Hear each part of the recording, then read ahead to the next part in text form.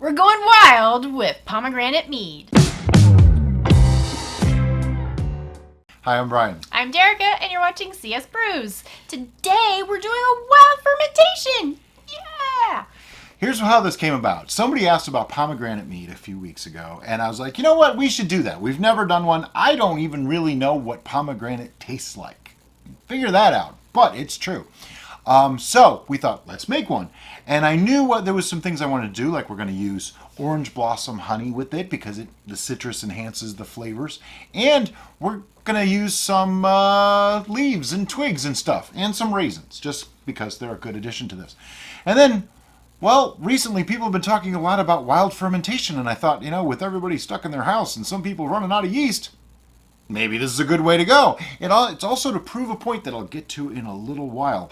But the other part of the wild fermentation is I've been hearing people getting higher numbers, 12%, 15%. I thought, hey, that's worthy of experimentation. So this is an experiment as well as let's do a wild fermentation. We only did one before, and I don't think it was truly successful. So we're going to do things a little bit differently this time. But anyway, to get started, to make this, you will need pomegranate juice. Our pomegranate juice says ingredient, pomegranate juice. That's it. If there's eights or ites in your juice, those are preservatives. It probably won't ferment, okay? Yes, it can if you boil it and all this crazy stuff, but better off finding juice that doesn't have those things than using something that does, okay? If you absolutely cannot get out and get other juices right now, which could be a thing, you can add the juice in secondary. It's not exactly the same, but it's the closest thing you can do, and that way the preservatives won't even matter. But anyway, to get started on this, you will also need some raisins. I'm using about 3 tablespoons. Let me see if I can pick this stuff up. About 3 tablespoons of raisins here, chopped up, just a rough chop. The reason you chop them is because that's how you actually get to the stuff inside them. They are dried, which makes them a little tougher. The yeast can do it, it just takes a long time. By chopping them, they get to it easier. We're also using twigs and leaves and sticks. These are from our Keffir lime tree. Now the reason I'm doing that is because A, it needed to be trimmed. Derica needed to trim it. B, the yeast is actually here. Okay, there's probably some yeast in this honey as well, and probably maybe a little bit in the raisins. I don't know what kind of processing they've had. The honey, I don't guarantee it. So we're using all these different sources to get that wild yeast. Contrary to popular belief, the wild yeast don't come into the brew from the air. They're already in the brew. There are ways of collecting yeast, but just sitting a brew out with netting on it, you're probably not actually going to collect enough to make a viable colony anytime soon. So let's just dispel that right now. You are using yeast that are already present in your brew. That's why we're using these. As far as how I prepped them, I rinsed them off under the water.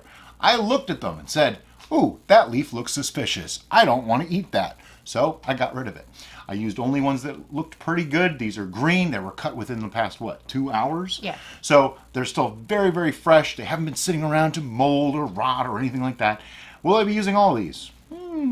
Probably not, but stick around and wait and see. And we're using Lakewood Pure Pomegranate Juice. We got it at Aldi. I mean, you can use whatever juice you want. It doesn't even have to be pomegranate. But for this one, we're using pomegranate. We're going to be making this in a 1-gallon wide mouth fermenter. Now, these are not my favorite fermenters for a couple of reasons. One, I don't really like the look of it. It's just weird. I like the ones with the little handle. I could grab those and shake them easier, that kind of thing. Also, these are just slightly smaller than a gallon. So when I rack it, I gotta rack it to a smaller vessel. I like to rack these for conditioning or secondary, but for a primary vessel, not so much. So why am I using it? This stuff here, because it's going to be so much easier to pull it out later if I put it into a wide mouth container. Okay, so to get started, what I'm going to do is set my scale to ounces and pounds, and I've been going back and forth on this. I don't really know what this juice is. I'm going to guess somewhere between 1050 and 1060, and based on the sugars, let's see, 33 grams of sugars, 4 servings in this container, so that's about 132 grams of sugars total per jar, which is like maybe a pound of sugar. So that's like a 46, it's probably about 1050 gravity. Let's just be honest here. So I was thinking we can also make this a step feed, since we don't actually know what the yeast is going to do. So let's keep everybody happy along the way. So I'm going to use 1 pound of this honey. Now, the honey that we're using today is McCoy's Pure All Natural Unfiltered Raw Honey. It is a Florida Orange Blossom honey, unfiltered, all natural. Why are we using this? Well, someone recommended it, so I thought, you know what, let's give it a try. I like using local honey if I can. We did get this from Amazon, though, so you can actually order this exact honey. So we're just going to use 1 pound. All right, so we have our honey. Let me just get this out of the way. Something of note when it comes to wild fermentation, we haven't done a lot of them. And part of that is the inconsistency that can happen. We like to make videos that you can reproduce at home and do it yourself. These, your mileage may vary, and I don't really like to say that to people in videos, but it's true. You might get a completely different result than we do. Your leaves could be different, your honey could be different, your raisins could be different. Oh, something else. If you don't have access to a Keffir lime tree like we do, you can actually use almost anything. Almost any natural growing fruit trees are best. Avoid things that are poisonous, like don't use elderberry leaves and stuff like that. Yeah, you want to do a little research and make sure that the sap or any element of the plant is non-toxic. But people have used like oak leaves, which is probably a very common thing. Just get the greenest, freshest leaves you can that don't look like they've been falling off the tree or getting brown and crusty. Twigs are really, really good because that's where a lot of the yeast seems to congregate. So if you can get a bunch of twigs from literally anything, I mean, people use tree bark and things like that. The trick is, look at it. If it looks completely disgusting and gross, you probably don't want to brew with it. But if it looks pretty clean and fresh, there's no harm, okay? Another note about our leaves is we grow them, so we know that there's no pesticides, there's no weird thing on there that we wouldn't want in our brew. So, if you just watched, you probably saw me open this up and then check the bottom. Now, look at that. I did not shake these up. There's no sediment, no nothing falling out of these. These are filtered pretty good. I don't know if that's good or bad. Just there's nothing falling out of solution in there. And I'm just going to pour this in. But the juice that you have, if you turn your vessel over and you see sediment on the bottom, what you want to do is shake that up really good because that sediment may help in this case since we're doing a wild fermentation. Wow, that's pretty good. I just drank a little bit out of it. I can't believe you've never had pomegranate. I think I have. It's one of those, what does pomegranate taste like? I don't know. Pomegranate. So now I'm going to start the mixing process. As you can see, I only have 1 jar in here on purpose. So I can slosh this around and splash it around. No worries. This is the other reason why I like the narrow neck jars. I can just put a bung on it and shake the bejesus out of it. And it's all good. These I actually have to mix. There's no fun there. Another trick is that, as you see Brian is doing circles around the edge, you also want to make sure you go across the middle because the honey just kind of pools in there and spreads across evenly, and if you don't get every little part of the surface, it's just going to stay in there. Will that hurt your brew? Probably not, but it's better to get it all incorporated. It makes for more accurate readings is really what it does. The yeast will find that honey, and in a brew like this especially, it'll find it and get to it. What I'm also doing though is oxygenating. I'm trying to get oxygen in it because that helps build a colony of yeast that is going to be in here soon that needs help, okay? We don't have some mass-produced, commercially available yeast here, but you can see all that foam in there. That's a good thing. That means I'm getting oxygen into this brew. So I'm going to have Derek just hold that spoon for me for just a second. And I'm going to add more of the juice.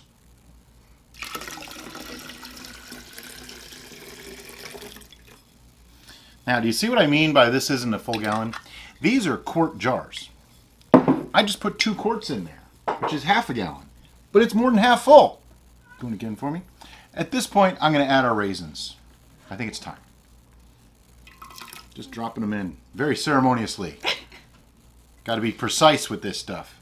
Another reason why I'm only putting 1 pound in at this time is because this isn't a full gallon. As we know, honey, in a gallon of must, 1 pound of honey adds 35 points. Well, if this isn't quite a gallon, that means it's actually adding more than 35 points. So I'm going to estimate our initial gravity might be like 1090. I don't want to go too much higher than that at first. I wanted to keep it low to let it do its thing. So what I'm going to do now, now I'm at the critical point. I'm going to have Derek hold that. I'm going to add some more juice. Then I'm going to start putting some twigs in, and then I'll take a reading. Because that way I can get an idea of where we're going to, look at that, nothing on the bottom, of where we're going to start out at.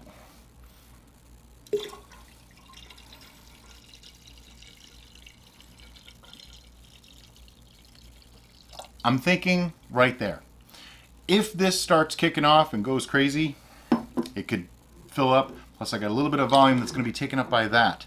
So, they're not going to change my gravity. I'll take my reading now, and then we will put in the sticks and twigs.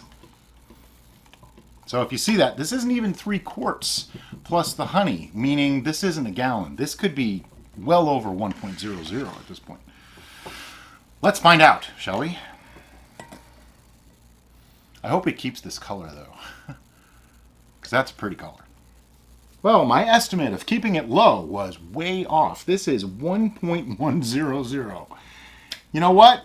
It's going to be. Actually, let's see. Let me put some of this stuff in. Maybe I'll add a little bit more juice. That sounds a little high for what I really want this to be. I mean, in the end, it's going to be up in that range, but not to start with. I'd actually like it to be a little bit lower than that. Let's just put that to the side for the moment. And I'm going to start applying the sticks gently. Now be careful. Most citrus plants have thorns. And they hurt. Our limes have some serious thorns, as you could see by Brian's illustration there. So they hurt. Don't poke yourself.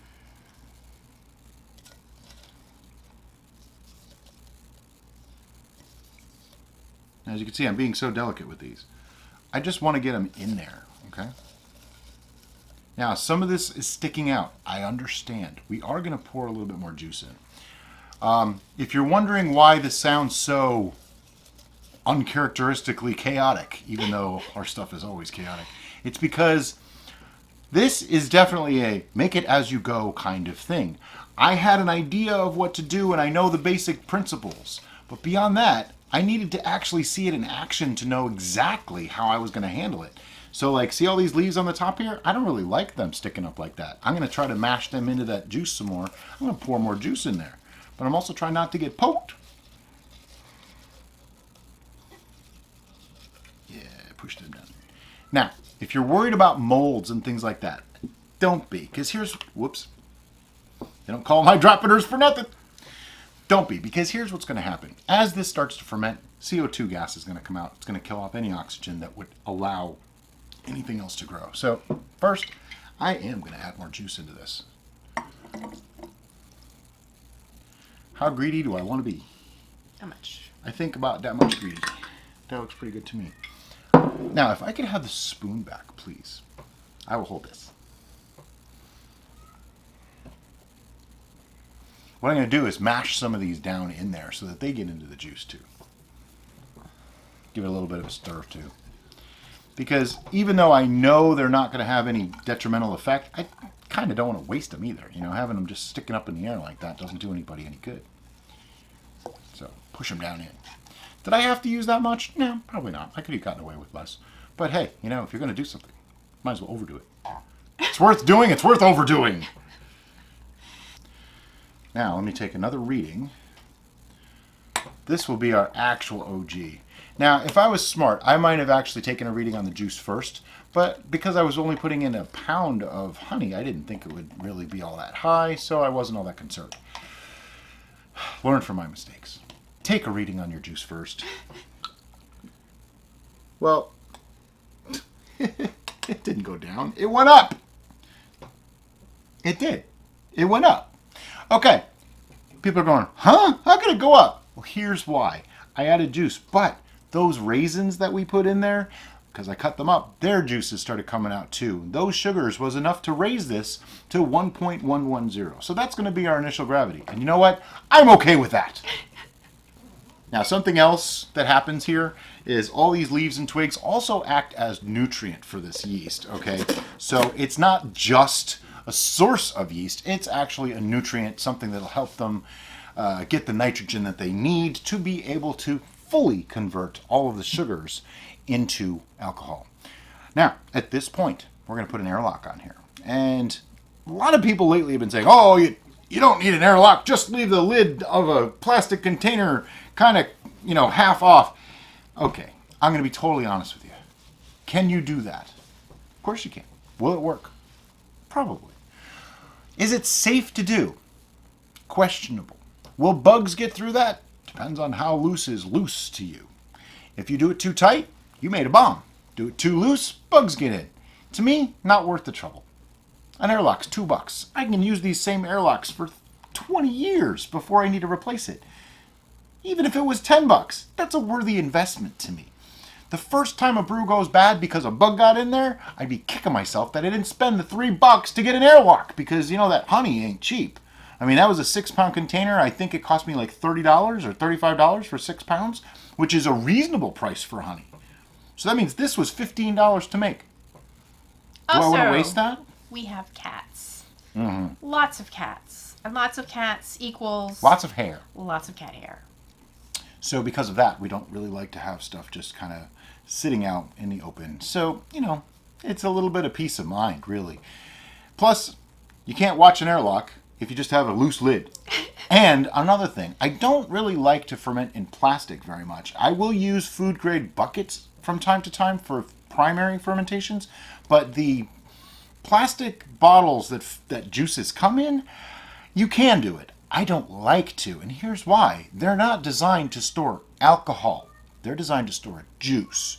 Are they clean and sterile? Yeah, but I still think plastic is far too closely related to fat, and that means it absorbs flavors, and that means that you could absorb some plastic into your brew. Is it a long reach on that? Maybe, but you know what? Just use glass. Makes life so much easier. So anyway, that's the end of my rant for today. So we have our initial gravity, 1.110. What did I not add? There's no yeast in there. Well, there is yeast in there. We just didn't add any commercial yeast in there. This should start in 3 to 5 days. I'm going to give it even up to 7 or 10 days before I worry about it. At that point, if it didn't start, you know what we're going to do? We're going to toss some yeast in there, and it's going to become a different ferment. Because that's what you do. You don't throw things away. It just turns into something else. But this is going to go into the desk of fermentation. In the meantime, thanks for watching, guys, and have a great day. Bye-bye.